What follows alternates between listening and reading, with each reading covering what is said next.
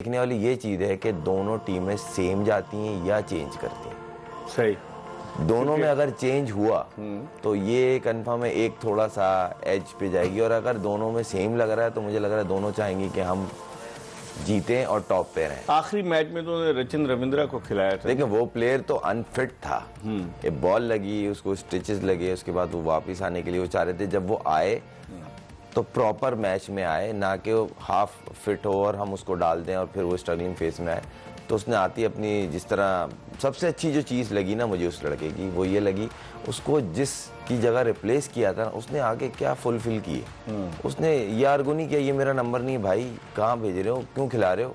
उसने आया, उसने 100 किया मजेदार किस्म का।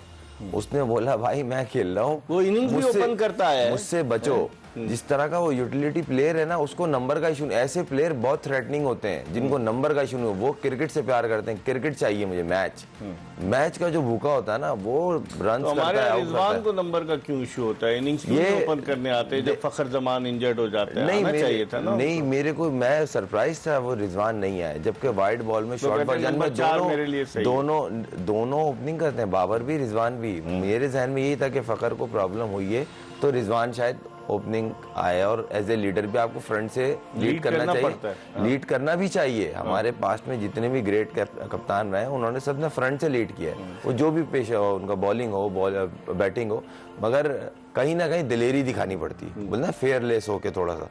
अब किसी की पर्सनल कुछ अंदर हो, दिल में डर खौफ, तो वो तो किसी को भी नहीं पता। लेकिन आमिर रिजवान तो खुद इंटरेस्टेड थे जब शाहीन शाह अफरीदी कप्तान बने, न्यूजीलैंड पाकिस्तान की टीम गई। प्रेस कॉन्फ्रेंस में उन्होंने कहा कि मेरे लिए ideal position white ball cricket में जो है वो ओपनिंग स्लॉट है, तो उनको उस वक्त ओपन नहीं कराई जा रही थी।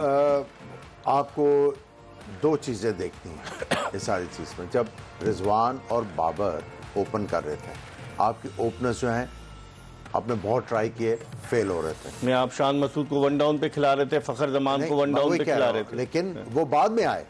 पहले इनको आपने ओपन करा दी जब आपको कोई ओपनर नहीं मिल रहा था, फिर जब वो फॉर्म में आए अब आपने इनकी ओपनिंग जोड़ी तोड़ने की कोशिश नहीं की। आपने फखर को भी खिलाया बीच में, और भी जो आपने नाम शान मसूद भी खेले, शान मसूद भी खेले।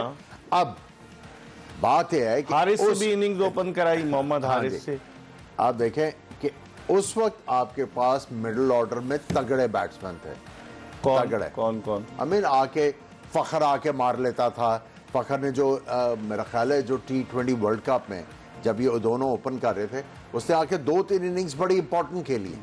But basically is not a middle order batsman नहीं है। लेकिन आपने उस वक्त एक किया हुआ था ना प्लान। सो ये दोनों बैट्समैन जो हैं आपको अच्छे करते हुए नजर आए जब इनको क्वेश्चन था मिडिल ऑर्डर में। अब मिडिल ऑर्डर में इनको पता है कि इतना ज्यादा अभी हमारे पास एक्सपीरियंस भी नहीं है और वो फायर पावर भी नहीं है। आप देखें ना, आप पूरी आप लाइनअप देख लें, किसी के पास एबिलिटी नहीं कि वो आके लेकिन ऑपोजिशन को अटैक कर दे। एक चीज आमिर ये भी आती है कि इन पर बड़ा क्रिटिसिज्म हुआ कि ये सारी डॉट बॉल्स आपस में ज्यादातर खेल लेते थे लंबे, क्योंकि फिर बाद में आने वालों पे प्रेशर होता था। रिजवान और आप देखें बाबर कि हमेशा वो बहुत ज्यादा टाइम कंज्यूम करते थे, बहुत ज्यादा बॉल्स कंज्यूम करते थे।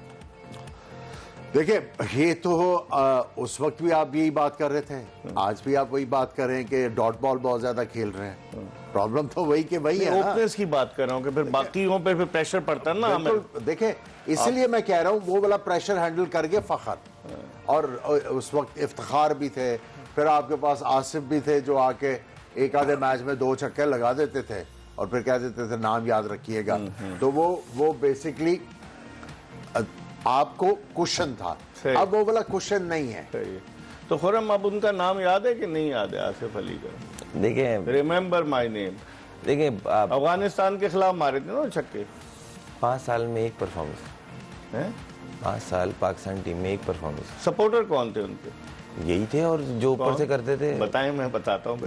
नहीं देखें इसमें कोई शर्म की बात नहीं, कोई गोली थोड़ी मार देगा। रियलिस्टिक बात ये, पाकिस्तान की क्रिकेट को तबाह करने में इनका हाथ है। आपने एज ए लीडर आपने बोला भाई हमें वो प्लेयर चाहिए जो हम ऊपर से जो सेफ खेलेंगे, उसके बाद जो बचेंगे ना आपने आगे एक्सीलरेट करना है।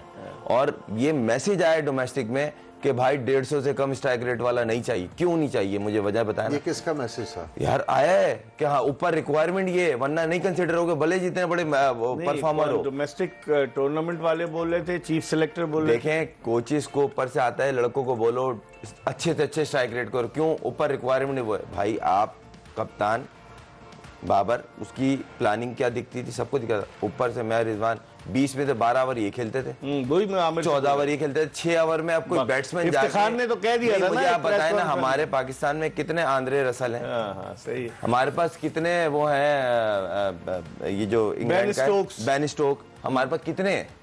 हर प्लेयर ने अपना वे ऑफ प्ले चेंज किया, अच्छा खासा बैट्समैन बेड़ा गर्क हो गया। मैं उंगलियों पे गिना सकता हूँ। आसिफ अली बहुत अच्छा बैट्समैन था, हैदर अली बहुत अच्छा बैट्समैन था, खुशदिल शाह कंप्लीट बैट्समैन था। इनको कन्वे किया है कि आप हिटर बनो। फखर जमान जो नीचे आके उसने खेलना शुरू किया, उसको बोला गया है कि आप खेलो ये गेम, आप बाहर नहीं होगे। मतलब ये मैसेज गया है ना, आप बोल रहे हो प्लेयर नहीं आ रहे, नंबर पे ये लड़के नहीं है, सारा ये अगर 6 साल में 8, 9, 10 लड़कों के अलावा कोई प्लेयर आए और वो प्लेयर वही लीगों में जा रहे हैं, वही उनके एजेंट हैं, तो फिर उसके बाद क्या बात कर रहा हूँ। अभी ये चल रहा है सब सही है, तो भाई सब सही है तो फजूल की बात है नहीं है। एजेंट पे हम बात करेंगे। इफ्तिखार अहमद ने एक प्रेस कॉन्फ्रेंस में भी कहा कि मुझे तो रोलिंग स्टोन बनाया होता, कभी कभी ऊपर भेज देते थे, कभी नीचे भेजते थे, कि जब ओवर्स रह जाते थे कहते जाके हिटे मारो। फिर नवाज को भी इस तरह से इस्तेमाल करते थे।